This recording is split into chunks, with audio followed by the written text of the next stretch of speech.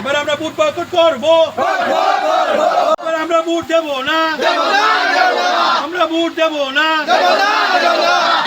আমরা এবার ভোট দেবো না।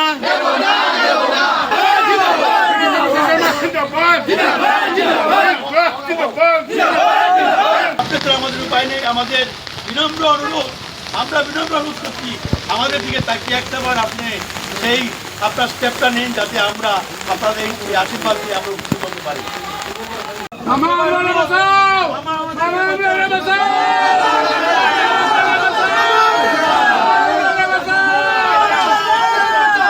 আমরা এখানে মামারে পূজা করি, আমরা এখানে বুট সেন্টার আছে, এখন বুট সেন্টারটা এখানে নাই, জাবদাত নিচে গিয়া আমরা মেয়ে মানুষ হইয়া কই যাই অত দূরে আমরা বুট সেন্টারে গিয়া বুট দিব কিরকম, গতিকে আমরা এইরকমই আমরা সব গ্রামের মানুষ মিলিয়া আমরা পূজা করি।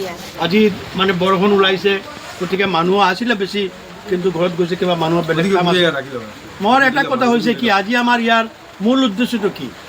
মূল উদ্দেশ্য, মই মামাৰ লগত আছোঁ, আমি গোটেই গাঁও আমাৰ ভূপেকান্তি ভিলেজৰ যিবিলাক মানুহ আছে সকলো মামাৰ লগত আছোঁ। বিজেপি যেতিয়াই আহিছে তেতিয়া আমালোকে তাত আছোঁ, কিন্তু আজি মামাক আমি পূজা কৰি আছোঁ, এই কাৰণে কৰি আছোঁ, মামা সদায় তাকে মই সদায় সাহায্য পাওঁ।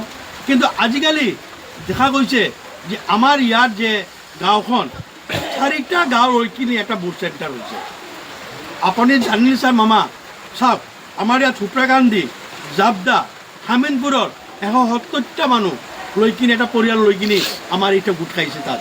এই ৱাৰ্ড নাম্বাৰ আগত আছিলে 2, এতিয়া হৈছে 7, আৰু লাউটিগড়ৰ 5টা ফেমিলি আহিছে।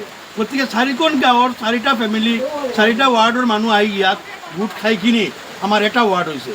তো মামাক মাতিছোঁ যে কওকচোন মাৰো, আমাৰ ইয়াৰ পৰা 3 কিলোমিটাৰ দূৰত যাই কিনি কেনেকৈ মই ভোট দিম, এইটো ডিৰেকশ্যন দিয়ক অফিচাৰবিলাকক।